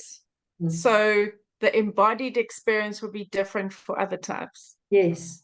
Or yes. the invitation of experience would be different? Very much so. Because the types experience things differently in different submodalities. So that's why we're using that CYBAM model, senses, images, the affect, the meaning, the behavior that goes along with the type's experience is different for different types. So that's why I rather want to work with one case study at a time, because we would do different things with different types. And the invitations into the here and now for different types would have to be different. Definitely. And not just a type formula, like you wouldn't say, oh, this person's a 6, I'm going to do that. But to be attuned to what's happening with the person and to develop the discernment to be able to know which aspect of their experience to draw on. Like sometimes if I'm sitting with someone and they say something and they look down when they say it, I say, you look down when you said that thing.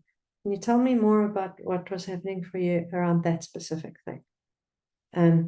That might be a very confrontational question for a 5. For another type, like a 4, they might feel like, oh, wow, she's really connecting with me and she's really noticing. So for different types, we're going to touch on different aspects of experience differently and notice different things. And some types you can be a little bit more confrontational, some types you can be more playful. So it's this subtle dance between presence that you've hopefully cultivated to offer and the person's ego strategy that they're playing out in front of you and them in presence. And how do you make contact with presence in them, between your presence and their presence, without shocking their ego too much? And so sorry, you mentioned 3 things there. So it's your presence, it's how the strategy is playing out, and it's also their presence at the same time. So you're holding on. I mean, it's just like you're juggling those 3 things in one moment. There's a 4th, as well as your own triggers and stuff. You're holding your own type as well, because there's your then there's all your type shenanigans. There's the person's presence and their type shenanigans. And what we're trying to do as the coach is not get our type hooked by their type, because then we might as well be on the merry-go-round together as 2 little kids. We're not actually doing work. We're not coaching. We might have an immense amount of fun together. If I had a 7 clients, and in my early coaching days, a corporate 7 clients, and we used to laugh our asses off. We nearly fell off our chairs the one day. We were laughing so much, gossiping about her boss. And what had happened in that moment was her 7 had totally tricked my 7 and said, let's go and have fun. And because I didn't have the presence or the wherewithal to see what she was doing, I was like, yeah, let's go.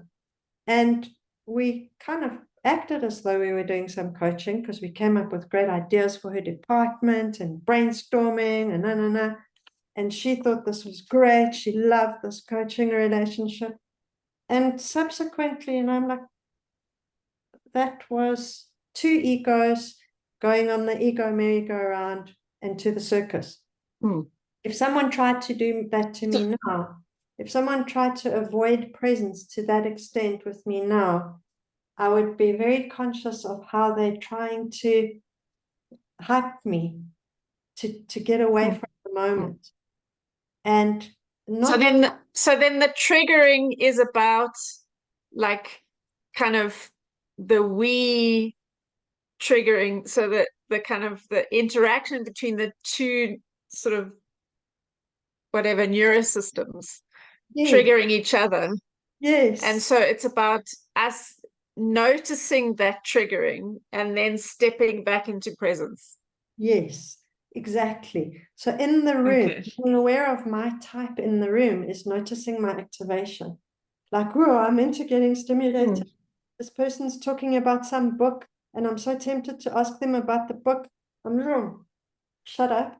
I'm just going to stay. I'm going to sit on my hands. I'm going to breathe. I'm going to let my 7 calm down. Just calm down. I'm staying. I'm staying here. I'm staying with the fact that this client is trying to 7 the space. They're trying to 7 the space, and I'm not going to be 7 right now. I don't want that. That doesn't feel happy for me these days anymore. I don't enjoy it. I feel like I'm breathing shallow, I'm hyperventilating, I feel unsafe, I feel out of my body. No, if someone starts trying to 7 me, breathe, soles of feet, center, drop back into myself, back. And try and just wait. I don't shame them by not going along with it, because if you sit there and look at someone 7ing, you're going to make them feel ashamed and embarrassed because you're not playing along. So you play along a little bit just so that you don't make them uncomfortable. You don't want to judge them, but you gradually create a few invitations to be here, like. And you can trick them. Like one client arrived in the room, like she's screaming in, swerving her car, hyperventilating and stressed, and oh my God, and I've got so much going on and all the anxiety, but I love my job so much. I'm like, okay, cool. So, okay, so what does it feel like for you when you feel really calm and grounded? Tell me about a time when you feel like stable and grounded and calm and really good. So I'm not trying to get them out of that state by judging that state. I'm offering an alternative at some point in the process. I ask, so tell me, when do you feel your best? And then they might say, it's when I'm ice skating and I'm going really fast. So that sounds fast. But I would look for the stillness. I would look for the goodness in whatever they said. I'd say, okay. And I would use the conversational process as the therapeutic intervention. I'd say, okay, so tell me about it. You're on the ice and you're going fast. See, I use slow language. You're on the ice and you're going really fast. Tell me what it feels like to be balanced. Can you hear? It's like conversational hypnosis to change state. Now they're talking about balance. Now they're talking about presence. So you amplify the finest details of what it feels like for them to feel so present in the moment. And they might say something like, I'm totally in the moment. And then you go with that and you say, okay, what does that feel like? Tell me more. Okay. So let's explore in more depth what it's like to be so centered, so balanced, so in the moment. And they've forgotten all the speed that they came into the room with. And then you start amplifying that resource state that you're working with, that the person goes into the state in the room. They actually start feeling more and more and more like that. And then increasingly working with gesture and movement. So now, can we stand up? I've got no problem with saying to my clients, let's stand up and do some of these things. So show me what it feels like when you feel frenetic. Then they'll go like this, or they'll do something, and you'll do it with them. You say, okay, show me how to do that. What do I have to do with my thoughts? Oh, I have to scramble them up. Okay, and I have to make them sparkle and flash. Okay, now show me what it's like to be balanced and centered. Teach me how to do that. Talk me through the finest details of it. And in this process of comparing states at a somatic level, at an experiential level, we start to build the client's recognition of the difference between when they are in the trance of their type, when they are triggered into doing their type, and what it feels like for them when they are not in the trance of their type, and just how good that feels. And what we then doing with the client in this Enneagram work is we helping them to recognize when they feel their best. And when they feel their best is not when they're doing their type. And so, I mean, Don Riso was really good with this stuff. I'm going to close off now because we're running out of time. But to show you the transformations for each style, these are the affirmations. I only chose 3 of them for the slide per type. But these are the ones for 7. I'm happiest when I'm calm and centered. You give this to any 7. I do this with my clients in corporates. I say, everybody take this sheet, find your type or any of your tri-type elements and choose one of these. Now, look at that thing. Which one is most true for you? It's not is one of them true for you. It's which one is most true for you. So it's like when you're offering your kids, do you want to eat the peas or the mashed potato? Not do you want supper or not. You give them a choice between 2 positives. So which of these is most true for you? And how does it feel when you're really in that? For 7, what does it feel like for you when you've completed a project? Like you've really completed something, you've put your work in, you've done your conscientious best, and there it is, and you've submitted it, and you've done it. What does that feel like for you? Okay, now let's compare that feeling to when you've got 1,000 loose ends and ideas and uncompleted projects and projects that you started and you even forgot you started them. So you can see the difference between the trance of type and the chaos it creates for 7s. And when they get engaged with their life, it's like, I call it diff lock. It's like a 4x4. 4x4 is going along, and then you change the gears and you put it into 4x4 mode and you lock the whole thing. I don't know what happens, but everything changes. Like now we've got traction. We're on the ground. We are moving forward with traction and gravity and weight. So these, when we use affirmations with clients, I use them much more with corporate. I only usually use them with my one-on-one clients. But it's the similar principle, is help the 7 to realize that this is true. This is really, really true. And there are places in their life where they're feeling it and where they're enjoying it and they're experiencing the true joy. Because 7s are after joy. They've got an innate capacity for joy. Like their essence quality is very much linked to joy. But they're looking for it in the wrong place. So if you can help them to see that they've got access to the real deal in themselves and in life and in their life as it is, you amplify those resources. That's a very big part of this coaching model.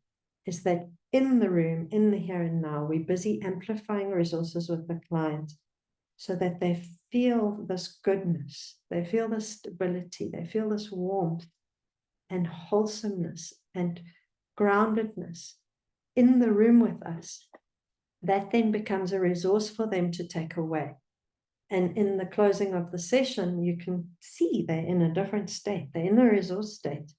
You can say to them, okay, now with this feeling now that you've got, that you've been talking about, if you hold on to this good feeling, and you talk about it a lot, like what does it have a color? What does it do? What is it, blah, blah, blah, everything, sensations. If you take this good feeling with you into your meeting on Tuesday, what will that experience be for you? And that's much more the process involved in this than analyzing time. Yeah, so that's what I wanted to share with you about this. I see some goodbyes in the chat while I was showing that slide, and I'm very grateful. Let's see what people said. Goodbye. Thanks, Ingrid. Enjoyed hearing from the other sevens too. That's great. Valerie says ciao. And Tracy. Good. Nice messages of goodbye and thank you. Yeah. So great. I'm really glad that it was valuable to you. And it was really wonderful to have you here. Thank you very, very much. Judy, anything you want to say? Any closing thoughts? Well, just that I'm a polar opposite of 7, and so this has been quite helpful. It's interesting though how much similarity there are between 7s and 4s. Like 4s do not live in the real world, and neither do 7. And so there's a meeting point, even in coaching, where I can access that aspect of myself and bring myself back down into the room. Because my tendency is to leave it, right? I go into my own fantasy. Yeah. Yeah, for sure. That 7-1-4 invisible triangle is a thing, the frustration. And 7s do have a hidden connection to 4. In the harmony triads, I think it is that the 4 offers 7s a way into themselves. It's one of their ways of resolving some of their tensions. Well, it's deeply healing for 4s too. And I think I've mentioned this in some other groups, but in my apprenticeship, I was in a 3-year Enneagram apprenticeship, and a 7 who I really didn't know, I think the first time we got together, asked if she could sit with me, because in my teacher's classroom, there are tables of 2. And she asked if she could sit with me, of course. I said, yeah, because it didn't matter to me who sat at my table. As long as my table was at the back, I didn't care who sat with me. Anyway, she and I sat together through the whole 3 years. And it was, I can't just, it was indescribable how great that was, and a bond we built, because when one of us was working with the thing that's hard for her for 7 stuff and me for 4 stuff, the other one would just sort of reach under the table and touch that person and help bring them into the room and stay in our bodies, because 4s and 7s have a real hard time staying in tangible reality. And 4s and 7s both get very angry with me for saying that. But true fact, 100% right. 100% yeah, so I can right. access the joy of 7 with her hand on my knee, and all of our, because both of us brought a whole lot of like colored highlighters, and we would write in different colored ink in our notes, and you know, we just look very similar on the outside, except that one of us, one of us is the happy clown and one of us is the sad clown, right? Yeah, the sad clown. That's hilarious. That's the truth, yeah. Both very attention seeking in different ways. Yeah, for sure. Very much. And we can meet at one in that either critical, myopic, everything's horrible place, or we can meet there in that sort of organized, tangible, let's kick this thing's butt together kind of plays. And so, Yeah. I mean, sevens don't gravitate to me. I don't work with a lot of sevens, and you know, I think it's obvious why, but Because you make them get real. Maybe you go too quickly. Maybe Well, Judy, you and I are working together next time on our diet. I know, and I'm super excited about that, and I'm real excited to schedule it. Yep. Wonderful. I think, you know, the nature of my environment where people are coming to me is very open because we're in recovery together. And so because I go there in regular conversation, I think they kind of go, no, not going to talk to her. Like, they don't give me a chance for that very often. And I understand why, because there's such a turnover of people coming in that are new, right? Like, they're not ready to talk to a 4. They're just not. And that's okay. Like, my feelings aren't hurt about it. We can go to lunch and laugh and do all that stuff, but we're not going to get into the deep work usually. And that's fine with me because I still learn a lot and I still can apply what I know, even if we're just having lunch, if that makes sense. Is there ever just lunch? Yeah. It's interesting what you're saying, and I'm just reflecting, like, sevens leave reality and the heart center goes missing. With 4s leaving reality, the body center goes missing. So somehow we can kind of pull each other back somehow or another. And I like what you're saying about meeting at 1. What I find about the meeting point at 1 is an immense sense of grace. I've really found that with 4s. Like, when we meet at 1, it's quite incredible. I've almost had a sense of a waterfall of grace over us. It gives me chills to say it like that because it's true. I really do believe that with the Enneagram, we can triangulate off of other types. You know, like, I don't touch 7, I don't touch 9, whatever, but I have access to my 3 wing, which can triangulate off of 9. And I have that beautiful, it makes me tear up to think about 7s and 4s meeting at 1 because it is so grace-filled. It is so healing, and it's like salve. It's like walking into a room and just, you've been in the horrible desert sun with no water, and then 7s and 4s meet at 1, and it's just an oasis. It's beautiful. I love, that place at 1 has got this, there's like a crystalline beauty to what's there. It's, I can't describe the purity of it. It's so beautiful. But well, I think all the types have that. Like I think that 2s and 5s have it at 8, and you know, like, I just, because 2s and 5s have that struggle.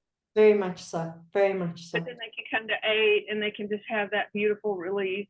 And Yes, definitely. Those deeper qualities where the types meet. Yes, Rachel? Sorry, that 2s and 5s, where do they meet? 8. 8. Okay. All right. Yeah. Interesting. No, it's on the symbol. Spend time on the symbol. Spend time on the symbol. And you discover so many things. Walking that carpet and sitting there and seeing what leads where. It really does teach itself. And spending time with people down one's lines is great. Cool. Yeah. Thank you. Well, thanks for joining us, Jenny. And it was good to see you other guys here. Wonderful. I see a Kitty there. Yeah, Minnie was also very interested. Just saying it. Good. Thank you, so Ingrid. much. Really amazing. Wonderful. I just want to honor you for how beautifully you can articulate really complex concepts, and it was really very special. So thank you so much for that. Thanks, Jenny. Thanks for being here. It was wonderful. Thank you. Ciao. Thanks so much, Ingrid.